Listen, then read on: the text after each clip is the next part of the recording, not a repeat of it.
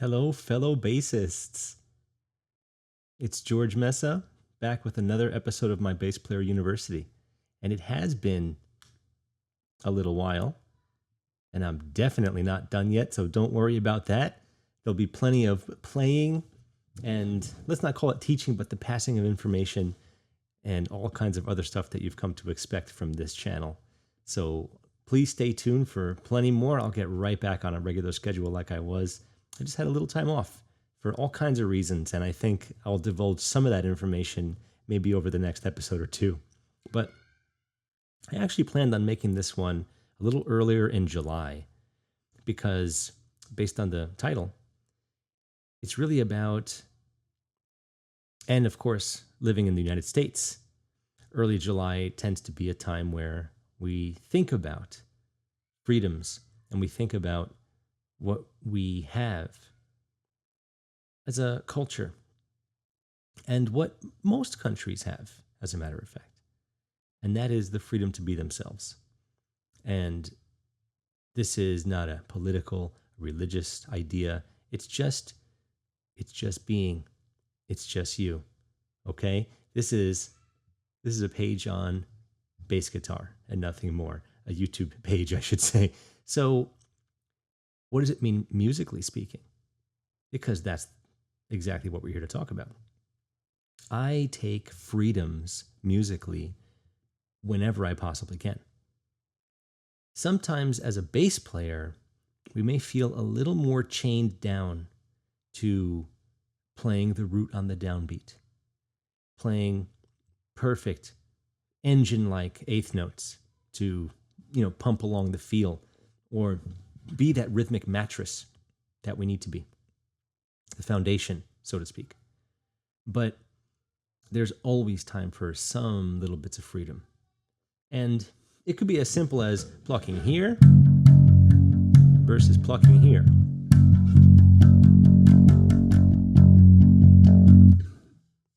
It could be as simple as that. The freedom to change your tone based on how and where you pluck. Things we've discussed right here on this channel, things I discuss with my students all the time. Please do like and subscribe. Visit my website, join my mailing list. I give all kinds of little tidbits out once a week, and tidbits like this. And of course, if you're interested, email me, call me, set up some lessons, get you involved in the university perhaps. Plenty more where that came from. So what I wanted to show today, however, is not taking liberties with bass lines, because very honestly, I am often imitating another bass player live.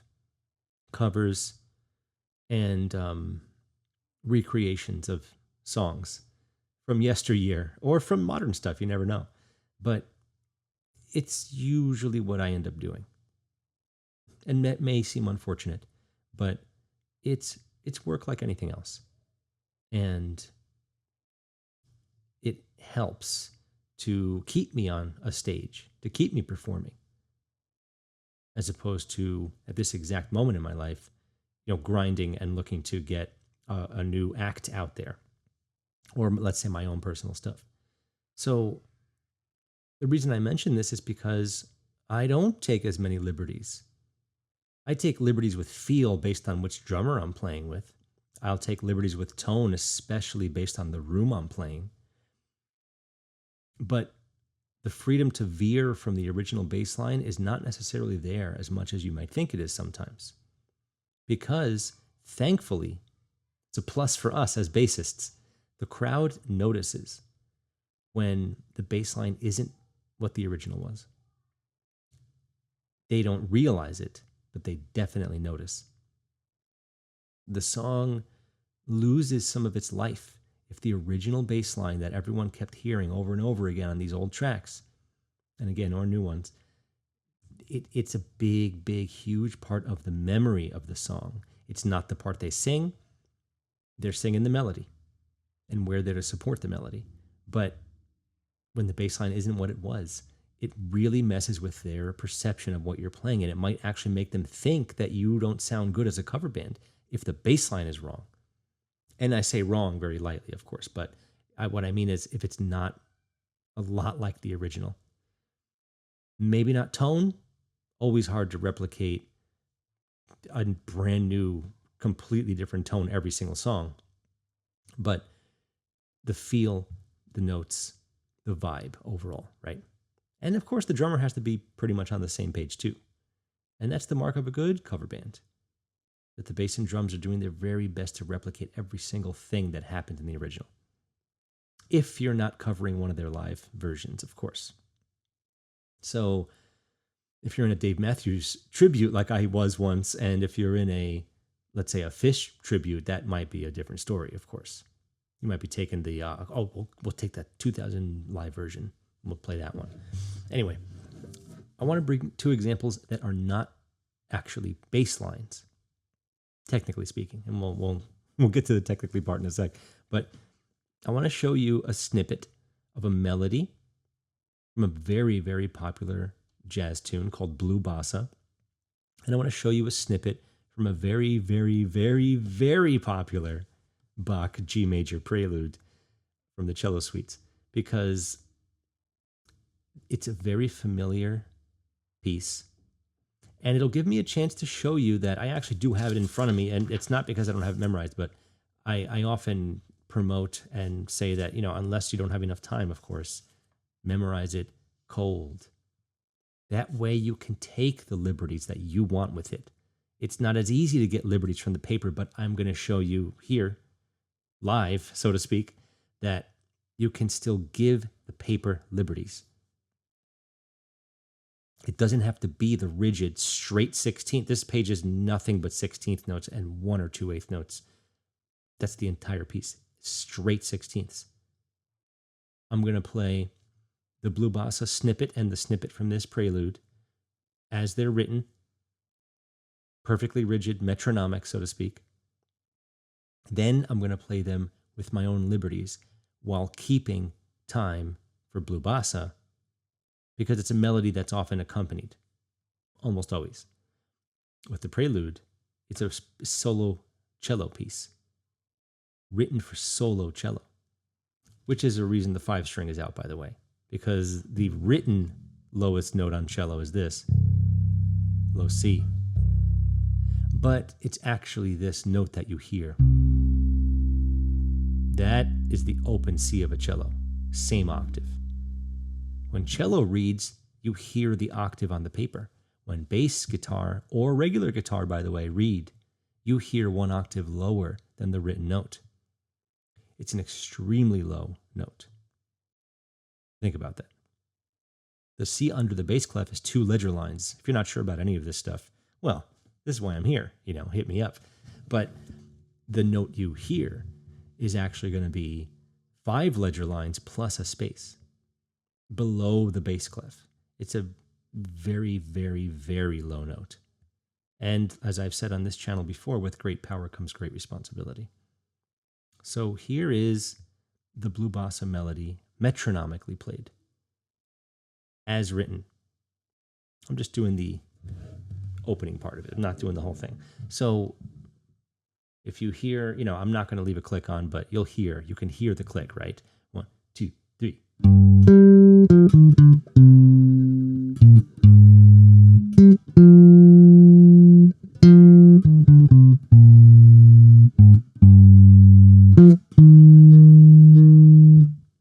Might have noticed that I actually used this. Not because it's comfortable, but because it allows me to keep my mute. Just some more food for thought. That was the totally rigid written version of this melody. So how do you have freedom with that? It feels like it's set in stone, doesn't it? You can do it, however. You can even do it with a metronome on, as a matter of fact. And I'll prove that right now. Look, I can put a metronome on. I thought it was in my bass case, sorry.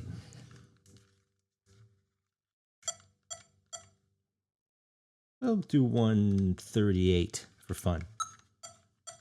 Right? I'm going to leave the metronome on so you can hear that you can still use freedom, push and pull, liberties with the gesture, with the way the melody feels without losing the time. You can keep the time, actually. So you can do this in a band setting. And again, this is not a bass line. This is a melody, right? So here's how we might be able to take some liberties. 1, 2, 3.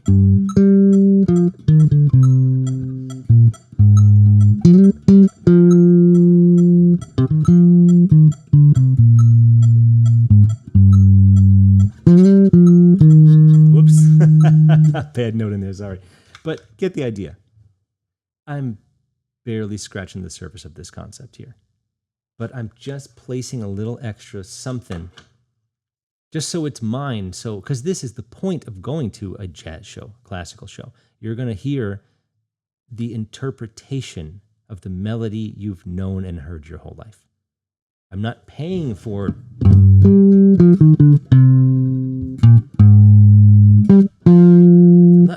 that necessarily. You know what I'm saying?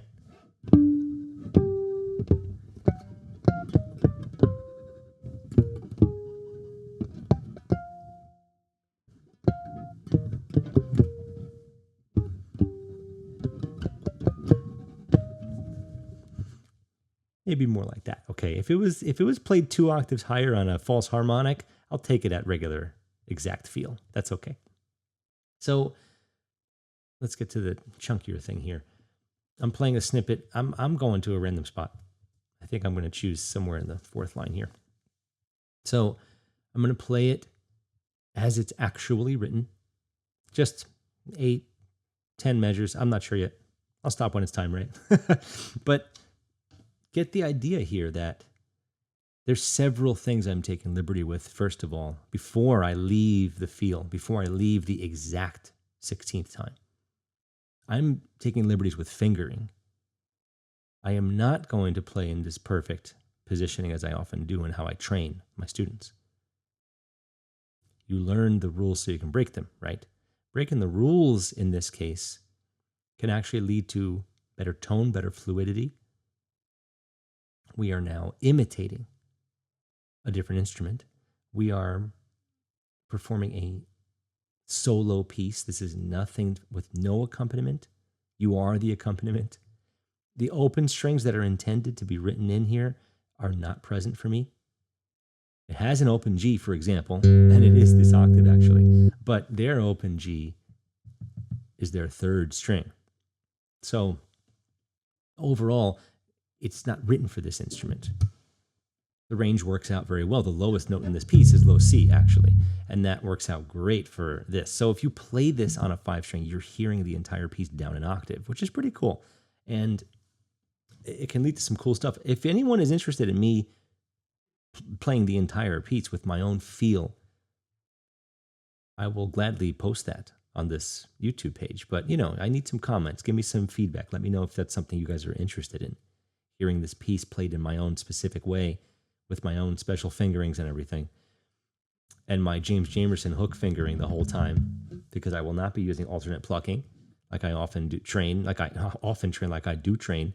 So here's me taking liberties just with technique and not with the feel. Then I'm going to play the same snippet, taking extreme liberties with the feel, with the timing, push and pull on the 16ths, solo piece, and do whatever I want. So let's see what happens here. Let's see where I'm actually going to start. I think I'm going to start from an open E because it's bass guitar. Let's start from an open E, right? It's as if they knew this was going to happen.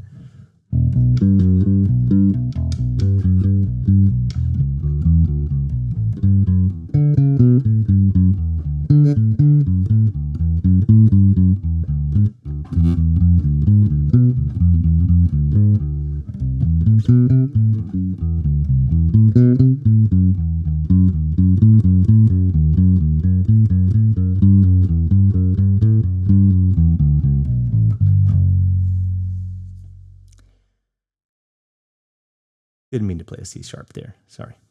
So overall, fairly straightforward.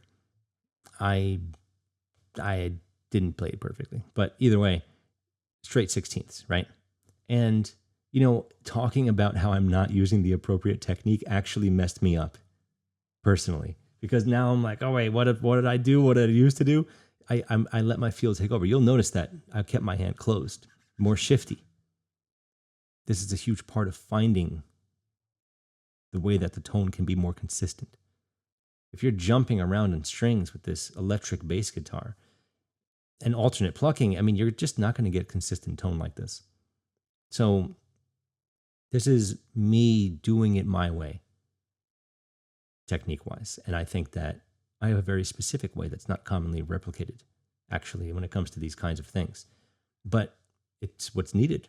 Unless it's super intense, super fast, then you really need better, more accurate technique. I have the freedom at this tempo to do a little more push and pull with what I want technique-wise. I'm going to play, I meant to play more, by the way. I don't know why I stopped. I'm going to play a little more with the freedom of feel, with the freedom of my interpretation, my version of it, in other words. Not because I've practiced this version over and over again to make it my own and I've recorded it and I've released it. It's none of that. I'm reading. I'm doing this from reading at this point because I haven't memorized this in a long time and I didn't prepare it memorized for this. I wanted to show you that you can still do it. Reading doesn't have to be this rigid, awful thing. I still want to get the information from Bach, right? Bach, by the way, is pronounced, just in case someone was wondering why I didn't. That's how his name is actually pronounced now, as historians are coming to realize how it was pronounced. There's a few composers that their actual pronunciation has slightly changed, perhaps even their spelling. You'll notice Tchaikovsky, for example, sometimes has a T, sometimes it doesn't. So there's lots of, and Dufay, right? There's a lot of composers that their name is now said a little differently for the historian and everyone. So here's me giving the same spot, maybe even a little longer, as I'm reading, producing my own flow of sixteenths. It's not necessarily a straight batch of sixteenths at all times.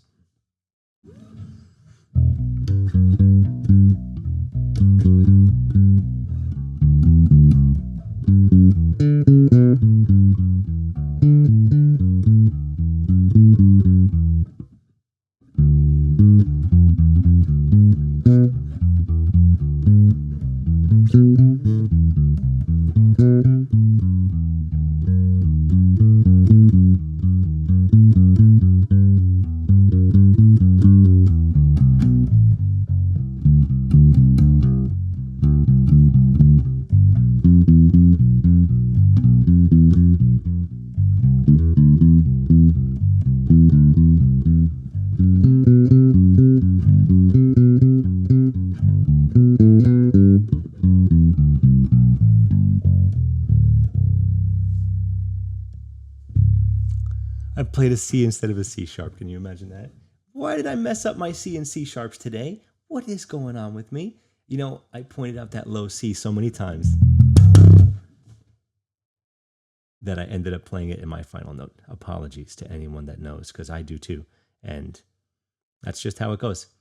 As you guys know, I leave my mistakes. I don't care. It's beautiful. It's not important to me right now that I'm not going to go re-record this episode. That's not the point. Like I said, if you would like me to whip out my 5-string version of this piece, I'll gladly do it. And I hope that, as you can see, I waved in and out on entrances to measures. And I gave a little more specifics to it. I like to play this a little slower, as a matter of fact. But I didn't want anyone complaining and saying, hey, man, playing it way too slow. Now you can complain about C's and C sharps, though. That would be great. So please let me have it. But overall, this is the nature of a melody by itself. When you're playing with a group, it's much more difficult to produce this effect without having to practice it a million times. And then you have to kind of almost ebb and flow your own way, or everyone follows one guy that's making those gestures. This is freedom of phrasing. This is the liberty that you can take with music. But it does take a good amount of effort to get to this point where you're actually doing what you want within the confines of some structure or some memorized phrase or read phrase. So leave a comment, join the mailing list, join the university. Bach to rock, we do it all. And then some. And I think that, things like, let's say, Jaco, Bach, they go a long way once you start getting more advanced. They go a long way to keeping you fresh, keeping you, I wouldn't necessarily always say with new ideas, but keeping you on your toes at the very least. So I hope you enjoyed, and thanks for sticking around. I'll see you soon.